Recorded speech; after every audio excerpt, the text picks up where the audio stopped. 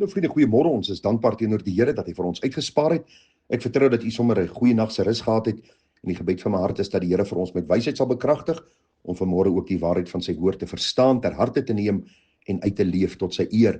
Nou vir u gesê, ons is besig om hierdie Pinkster reeks met u te hanteer en vir u gesê die gesange is so kosbaar wanneer dit praat oor die Heilige Gees en van Gesang 204 en verder lees ons in elke gesang iets oor die Heilige Gees. En vanmôre lees ek vir u Gesang 213.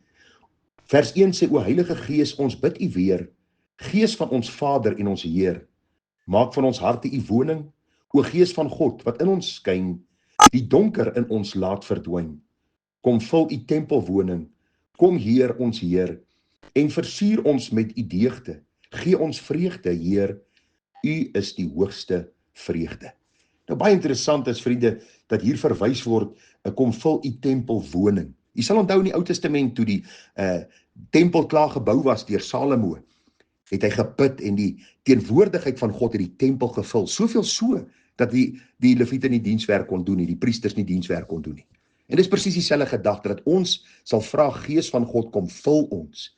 Kom vul ons met u waarheid, met u teenwoordigheid, sodat ons heilig en sonder gebrek voor u kan lewe. Nou ons het al reeds so 'n paar boodskapies met u hanteer oor die Heilige Gees en vanmôre sal ons aangaan hier uit Johannes die 15de hoofstuk. Nou vriende, ons het al reeds vir u gesê dat Johannes 14, 15 en 16 dan geweldig baie verwys na die persoon van die Heilige Gees. En kom ons lees nou Johannes 15, daar vers 26. Nou u sal onthou die hele Johannes 15 gaan oor die ware wynstok en die landbouer. Christus is die wynstok, die Vader is die landbouer, ons is die lote. En nou praat die Here en hy neem afskeid van sy disippels en hy verduidelik vir hulle hoe hulle in hom moet bly. En vers 26 sê hy: maar as die Trooster gekom het, wat ek vir julle van die Vader sal stuur, die Gees van die waarheid, wat van die Vader uitgaan, sal hy van my getuig. Nou vriende, hier is 'n baie belangrike waarheid. Ons het al reeds gekyk na die gedagte van Trooster, ons het al reeds gekyk na die drie eenheid wat baie duidelik in hierdie verse na vore kom, Vader, Seun en Heilige Gees. En nou sien ons hierdie baie belangrike gedagte.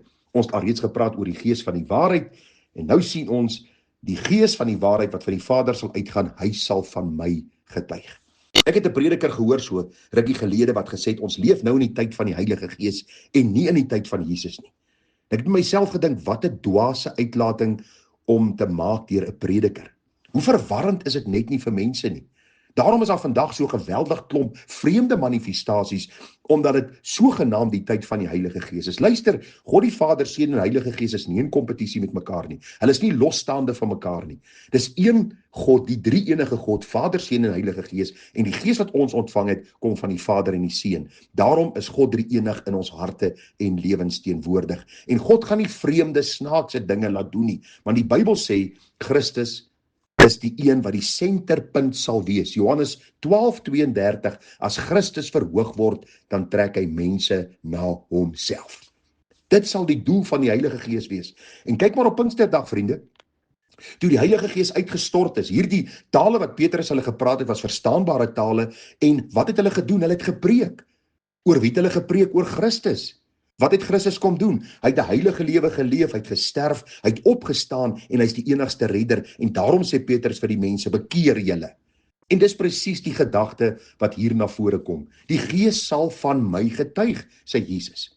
Die Gees gaan nie allerhande vreemde dinge in kerke laat gebeur nie. Vriende, dis 'n leuen van die duiwel wat in kerke posgevat het, waar mense getrek word om 'n geestelike ervaring te beleef, maar hulle is nog steeds honger en dors in hulle siele, omdat die Gees hulle nog nie geestelike lewe kom gee het, vergifnis van sonde deur die bloed van die lam, en dan ook hierdie kindskap wat die Vader aan ons skenk nie. Daarom is daar soveel mense binne die kerk wat ongered is, wat nog steeds in hulle sonde lewe. Hulle het een of ander ervaring gehad van 'n sogenaamde gees, maar ek wil vir u sê, dis nie die Gees van die Bybel nie. Die Gees van die Bybel sê, die Bybel sal die Here Jesus Christus verhoog, sal van die Here Jesus Christus getuig. Dis wat die Bybel vir my leer. En nou sê vers 7, maar ek sê vir julle die waarheid, weer eens, in Johannes 14:6 lees ons dat Jesus is die weg, die waarheid en die lewe. Christus kan nie lieg nie, want hy is God wat mens kom word het, en hy sê, ek sê vir julle die waarheid, dit is vir julle voordelig dat ek weggaan, want as ek nie weggaan nie, sal die Trooster nie na julle kom nie, maar as ek weggaan, sal ek hom na julle stuur. So nou sien ons hier 'n geweldige wending in hierdie afskeidswoorde van Jesus. Hy sê vir hulle, luister, ek sê vir julle die waarheid. Dis voordelig dat ek van julle weggaan. En ek glo op daardie stadium met die apostels gedink nou wat 'n voordeel sal daarin wees dat Christus, ons Messias, die een wat wonders en tekens doen, wat God aan ons kom openbaar het, wat 'n voordeel sal daarin wees dat hy weggaan van ons? En Jesus sê eenvoudig, dit sal voordelig wees want die trooster, ons het vir u gesê die woordjie is die parakleet, die langs aangeroepene, die een wat in ons harte sal kom woon, wat ons verligte oë van die verstand sal gee, wat sal optree om ons te verdedig, om ons te beskerm, die een wat ons sal lei in die waarheid. Dis hierdie Heilige Gees, wat nou nie net by hulle sal wees nie, maar nou in hulle sal woon. God se Gees wat deel van hulle lewe sal word. En ag vriende, hierdie Heilige Gees is op Pinksterdag uitgestort. En ag vriende, as ons dink aan die apostel Petrus, hy verraai die Here Jesus. Voor 'n diensmeisie sê hy, ek ken nie hierdie Christus nie. Die handkraai soos die Bybel vir ons leer, Christus kyk vir Petrus, hy het bitterlik geween. En ek dink daardie tyd, terwyl Christus in die graf was, het Petrus gewonder nou, wat gaan van ons word? En ag, die Here verskyn aan hulle, u ken die hele verhaal by die see van Tiberias, waar die Here vir hom 3 keer gevra het, Petrus, seun van Jona, het jy my lief? Petrus sê vir hom, Here, u weet dat ek lief het. Die Here sê vir hulle, gaan wag in die bovertrek op die belofte van die Heilige Gees. En ons lees in Handelinge 2, hoe hierdie man wat Christus verraai het, deur die Heilige Gees gevul word, en hy tree op as prediker, en met groot vrymoedigheid verkondig hy Christus in die krag van die Heilige Gees. Hy soog onder 'n diensmeisie, en nou preek hy voor skares, en hy praat aangaande en van hierdie verlosser Jesus Christus. Petrus kom nie met 'n snaakse gebrabbel en 'n snaakse vreemde taal en manifestasies en probeer wonders en tekens doen om die skare te trek en die saak so 'n bietjie meer opwindend te maak. Nee, hy preek eenvoudig. Hy preek oor Christus. Want vers 26 van Johannes 15 sê dat hy sal van my getuig, die Gees sal van my getuig. Petrus word met die Gees gevul en hy getuig van Christus. Dis al wat hy doen. En Vader gebruik die getuienis van die Heilige Gees deur die lippe van Petrus oor die Messias wat gesterf het en opgestaan het en opgevaar het, en 3000 siele kom tot bekering. Mense vra baie keer nou, wat beteken daai vers dat die Here gesê het, groter dinge sal julle doen as wat ek gedoen het? En die eenvoudige antwoord is, in die Here se aardse bediening lees ons nooit dat 3000 mense op 'n slag tot bekering gekom het nie. Petrus by sy eerste preek kry hierdie massa bekering.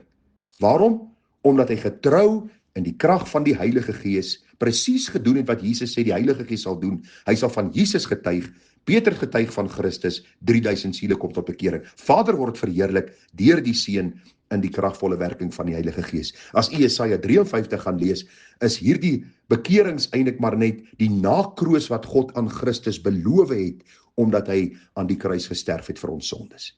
Ag vriende, wonderlik om te sien, dat hierdie Gees van die waarheid, dat hy sal kom, en dat hierdie trooster in ons harte sal kom woon, en dat hy ons sal help, en ons sal leer, en ons sal lei in die waarheid. Kom ons dank die Here vanmôre, dat God se Gees in ons harte woon. Kom ons vra hom dat ons dieselfde vrymoedigheid sal hê, as wat Petrus gehad het, om 'n getuie vir hom te wees.